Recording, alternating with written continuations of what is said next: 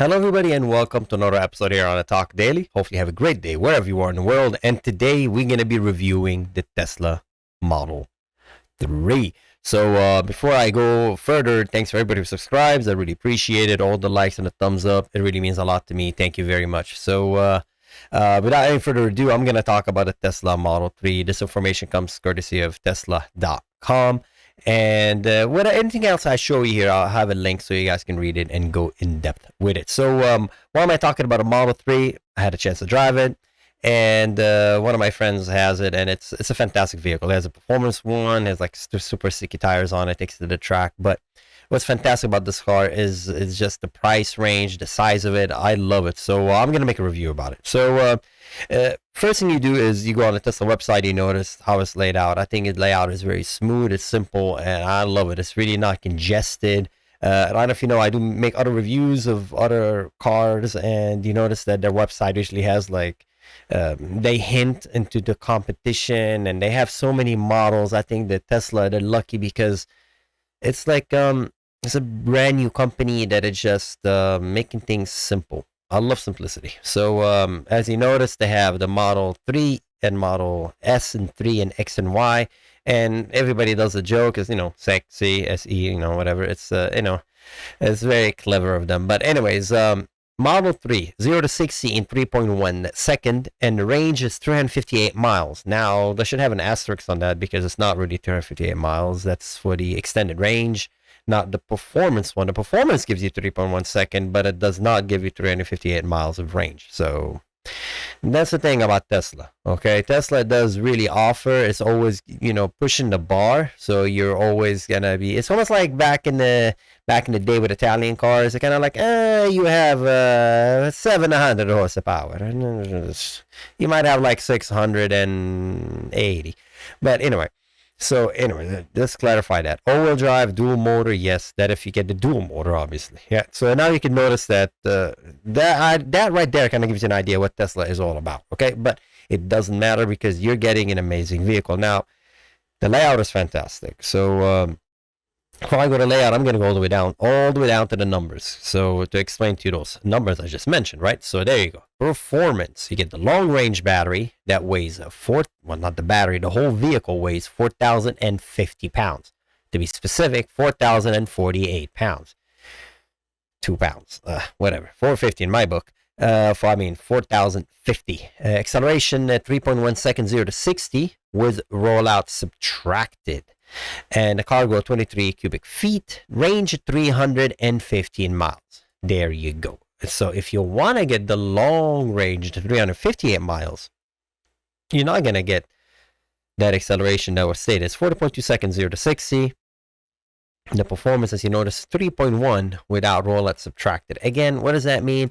Look, if you are really a 0 to 60 kind of person and you like drag racing, that's fine. But to me, what I love about this car is the fact that instantaneous torque, that as with all electric cars, you instantly just go. So I never did the 0 to 60, but to be honest with you, I don't know, you're just driving, put your foot down, you just take off. It's very fast car. I think it's fast enough for whatever application you're gonna use it for daily driving, more than plenty. Now there you go. So you have the performance. You have a rear-wheel drive one, only rear, so that's a single motor in the rear, and you get 5.8 seconds, 0 to 60, 272 mile range, and the weight is less. But that kind of it's kind of odd, right? So you think to yourself, okay, so you have less friction. Why are you getting worse MPG? Well, you're getting worse MPG because you have a smaller battery, not due to the fact that you only have less friction. So and the wheels, you have 18 or 19, so that obviously makes a difference, right? The bigger the wheels, the less, you're gonna get less MPG out of it. So let's do this comparison. Now you have the option to compare. So there you go. So let's look at the comparison again. The website shows everything very clear. So the performance, that's the dual motor one. That's one I got the chance to drive. Acceleration 3.1 seconds, 0 to 60. The long range 4.2 seconds. And the rear-wheel drive 5.8 seconds. To be honest with you, they're all fast in my book, and they're all fast enough. The range goes up on the long range dual motor, and then the performance, and finally tapers off at the rear-wheel drive at 272. Look, let me let you know, in my book, as I said, anything above a 260, 250, I could live with as an electric car. Anything above 250, 260. And the rear wheel drive, 272, okay. 270, I could live with that. I prefer 300. That's because, I don't know, it's a round number. In my head, I know, okay, having 50 miles forward and 50 miles back. And that's a long way. 150 miles, a long, long commute. So, anyways, I can live with these numbers. Top speed, don't really care about it. The wheels, I honestly would love to have smaller wheels, but because 20-inch wheels, the tires are expensive on 20-inch wheels. Like, I mean, honestly, I would love, I don't know if you could physically, if the caliper will allow you to, I would put smaller wheels, but then I don't know how the electric motors and all software would trip on this car. So, that I don't know. Probably someone out there probably did it, but I honestly, if I can go 17s, I would go 17s. I don't need. You can put very sticky tires with 17 or 18s. Let's say 18. 18 is probably the sweet spot where you can get performance tires, and the cost is not as bad as 20-inch wheels. Premium interiors everywhere. This is partial premium interior. The rear-wheel drive is basically an entry level, but to me, honestly, it's fine. I like rear-wheel drive. The range, the wheels, the warranty, and now look at the interior. Simple. Uh, there's something Swedish about it. I don't know. I'm more by looking at it. I really love it. It's I don't. It just it's different, and the fact it's different is wonderful. And the fact that you could get it now, it's not something that you're going to some auto show and they're showing you a concept. You can actually purchase this vehicle. This is a very futuristic vehicle, and I love it. I mean, they tell you, and don't forget, Tesla has a charging station a lot of places, so you could charge your car, and they have one of the most charging network in the United States. I think it's like 35,000 fast charging station in the United States. So, and again, you can use the software to kind of figure out where you're going as an app. You can know where the next station is. You can plan it. But I love this car. I really love it. Going off from let me tell you about the batteries. That's something I was going to talk about. So, what batteries you get in the Model 3? This is from Inside EV. It's a very great thing to read. I mean, if you're getting a Tesla, you should know this information. This is written by Mark Kane. This is dated May 23rd of 2022. And Mr. Kane writes the story, and he basically gives you an idea what batteries you get in it. So you see it here, like Tesla batteries at the 2170, 4680, 18650. And you think to yourself, what are these numbers mean? So I'll just tell you the 1865 type, that's 18 millimeter diameter and 65 millimeter tall. That's being used on the original Roadster, the Model S, and the Model X. That's that small battery. It's kind of like a AA, kind of like a AA battery. The 2170, 20 millimeter in diameter and 70 millimeter tall. So now you kind of get the hint of it, right? 21 by 70. And everything is in millimeter, okay? Diameter and tall. That's used on the Model 3 and the Model Y. So that's what you get in the Model 3 and the Model Y. This battery right here, the 2170. 4680, that's the one that's being used in the Model Y. And that's what BMW is going to be using. I made an article about that when BMW switched to that battery, the 4680. Now, the manufacturing of these batteries, again, is very interesting. Who makes it and where they're being made. It's a great article to read. But the point is, when you get the Model 3, you're getting something in nickel cobalt aluminum or a nickel cobalt manganese. The first two of those made by NCA and NCM. NCA and NCM have high energy density. Those are batteries we were talking about. This is the 2170. Now, so the 1865 and 2170 from Panasonic and 2170 LGS. So it sounds like a lot of mumbo jumbo. Long story short, you're getting this battery, most likely the 2170, because they're manufacturing. Tesla is not making batteries just only in one location. They're diversifying their manufacture. So the 2170 in the Model 3, because the NCA nickel cobalt aluminum and the nickel cobalt manganese are both being manufactured by, I'll tell you right now, by Panasonic. So the NCA, the Model S, Model X, and the Model 3, the US. So Nevada, NCA main use, Model 3, Model Y. So in the US, in the Gigafactory in Nevada. There you go. I stand corrected. So anyway, I'm telling you, it's a great article to read. And it's kind of interesting to know where my battery comes from, because to me it's almost like, it's what everybody's so concerned about, right? Everybody's concerned about the range. Well, don't be concerned. This is very good range, and you know, when you get 300 miles to the range, I'm good with that. And remember, you're getting performance and you're getting safety. Like this car has a 5-star safety rating, has very low center of gravity. It says very low rollover risk. This car does not want to roll over. I'm telling you about one thing about this car. I keep telling you, the one thing, don't forget.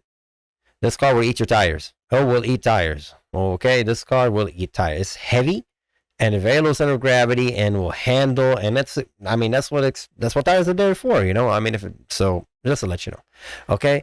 It tells you on the article right here, safety is the most important part of every Tesla. We designed the vehicle to exceed safety standards, and they have a 5-star rating, top safety pick.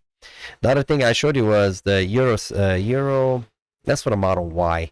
That's a Euro Model Y earns 5-star safety and NCAP. That's the Euro NCAP overall rating. They don't mention the Euro NCAP on this one, but I mean, if we get the National Highway Transportation gets 5-star, I'm pretty sure it's gonna do okay in the other tests. They keep talking about the acceleration and tells you the top speed. If you're interested, is 162 miles per hour. If the Nürburgring, I guess.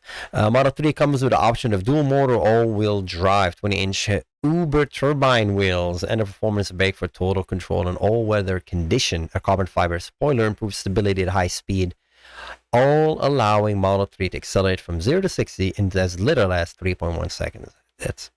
The acceleration, again, if you've seen a lot of YouTube videos when people do it and they go, all smiling. So when you drive it in real world, it is eerie. Like, it just, you go. There is no noise. I'm not used to it. There's no shifter. I don't have to do a clutch pedal. I have to, build boost. None of that. It goes. And it's quiet. And there's nothing to worry about. You don't have to change oil. You don't have to do anything to it. It's, honestly, that I recommend this car so much if you can afford it. It's not cheap. Okay, I don't recommend this car as a car that is like is gonna save you money. I don't think about it that way. To me, this is the most sensible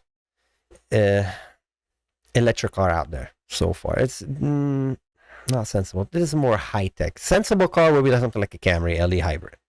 That's a sensible car. Okay, but I can't. If you have the funds to buy it, I think this car is fantastic. It really is, and it's not that expensive. Like if you click on order one, let's see, 56,000. I mean, I just made a review about the Maxima, and the Maxima was like almost more than 40,000 for the Model 3. That's a rear-wheel drive. If you get the all motor, if you get the long range, the performance is 56,000.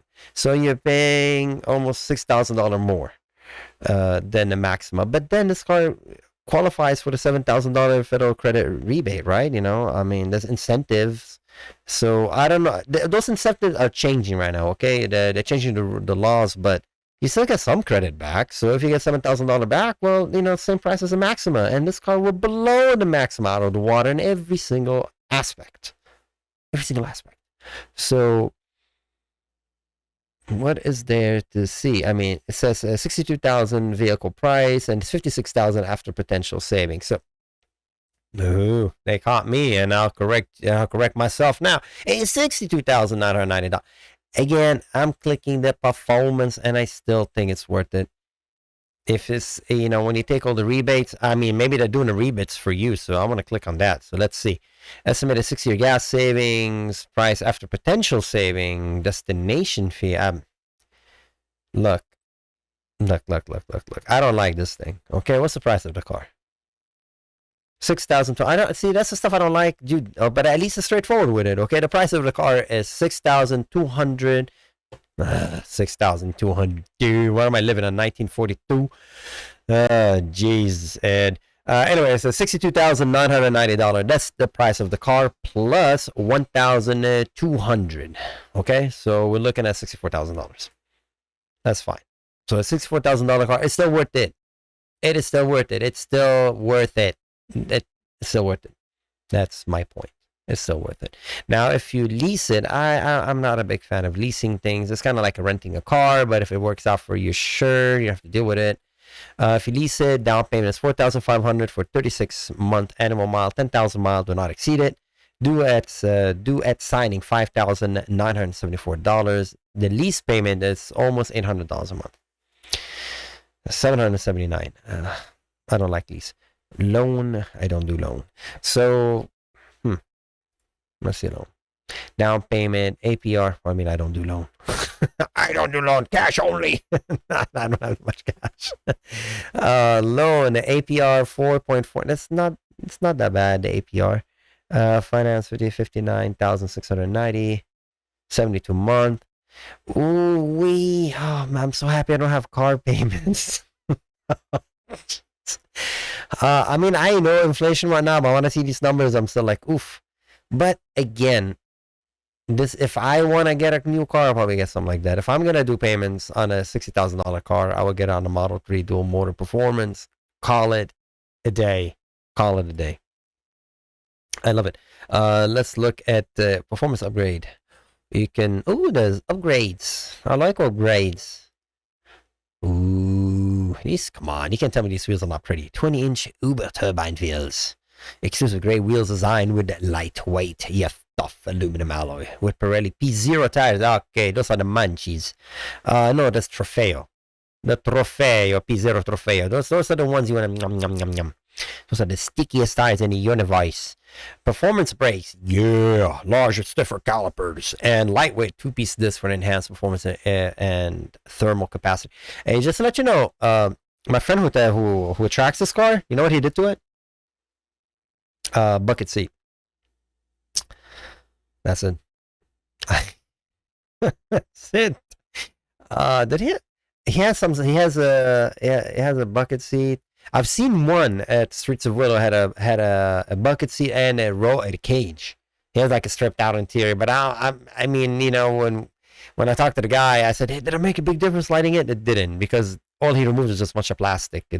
All the weight of the car is in the batteries and the motor, and it's down low, so it's not like, you know, you're stripping out the interior, saving weight. This is not like old cars, dude. This car is done. Performance pedals. There you go. Designed with aluminum alloy for enhanced interior styling. You also get the carbon fiber spoiler. That's it right here. Optimized for enhanced aerodynamics and improved stability at high speed. Look, this car is really stable because it's not because what's on top of it spoiler. It has to do with underneath it. The way the air flows underneath the car. Airflow is very smooth. So it's pretty much like underneath the whole car is a diffuser. This is something you used to get in like high end cars, and you get that on a $60,000 car now. Amazing. Track mode update via over the air. That's what I'm talking about. That's the track mode update via over the air update track mode feature. Increased powertrain cooling and regenerative braking for extended track session. Use the motor to get the car to turn in and allows the driver to customize driving mode to match their ability and handling preferences. You don't have to tune your car, take it to a dyno and change like the air fuel ratio and fiddle around with the suspension. It doesn't. Now again, I've seen one on the track that had KW coilovers on it, but I don't know the details on that. This car does have its suspension on this car is very adaptive, so it's again, it's a fantastic car. I think it's great. I love it. I truly love it. Now I wish I could make it change the colors. I want to see the colors. Doesn't make you see the colors. But anyways, let's see. Would it make me change the colors? Make me change the colors. Shop. Order.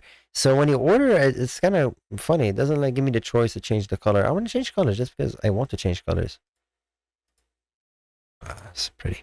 Look at the interior. How do you not like this interior? Again, I like this car. If you don't know the handles, another thing about the handle, just gonna press it. You open it. It's cute. Oh, there you go. I can change the color right here. I am blind. Red. My favorite color is red. Look at that. Bam. Actually, blue looks good on it too. Ooh. Yes, blue. And okay, so let's go through the colors. White Dusty Pearl White Multi-Coat and Midnight Silver Metallic. You know, that's a very nice color. It's very, actually, this color looks really nice. The blue is poppy, you know, pops. Deep blue metallic. That's $1,000 extra. Let's see black. Solid black. That's 1,500 extra. Huh, interesting. Okay, how about the red? Ooh, my favorite is the most expensive. What? Red multi-coat. You know what? It's worth it. Worth it. Yeah, it looks good on red. It looks good in red. It looks good. If you don't know another thing about the car that I mentioned, you can charge it from both sides. It's right here where you have to charge it. Like, you press this thing right here in the quarter panel in the back, and that tail light right here. You go tick, tick, and it opens up, and you plug in your charger to your fast charger. So you can charge from both sides. You don't have to drive in one certain way. Again, there's a lot of smart things about this car. It's very, very, very clever car.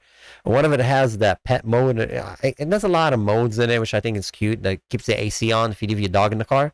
So, you know, everybody comes in and goes, oh my God, they left the dog in the car with windows up. And then it says, like, right there on the screen, my dog is happy, it's okay, it's just the fans are on. You know, it shows the temperature, like, in very bold letters, you know, temperature being cool because the AC is running. So there's a lot of cool things about this car. For $60,000, nothing comes close to it. Nothing comes close to the Tesla Model 3 performance, in my opinion.